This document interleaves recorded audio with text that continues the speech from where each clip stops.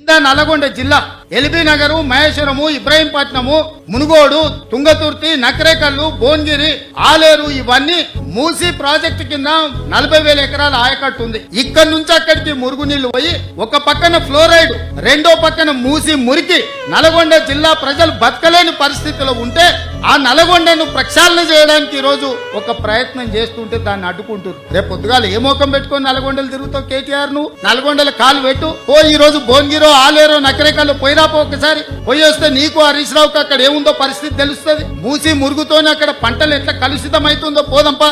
అక్కడ నీళ్లు తాగి పశువులు చచ్చిపోతున్నాయి. అక్కడ పాలు, కూరగాయలు కూడా తినలేని పరిస్థితి ఉన్నాయి. ఆకు కూరలు కూడా ఈ కలుషితమైన నీళ్ల వల్ల ఎంత కాలుష్యం వచ్చి ఎంత విషంగా మారిందో నల్గొండ జిల్లా. ఈ రోజు వాళ్ళు విషం దిగమింగుకొని నల్గొండ ప్రజలు బతుకుతున్నారు. ఇవాళ విషాన్ని దిగమింగుతున్నది నల్గొండ.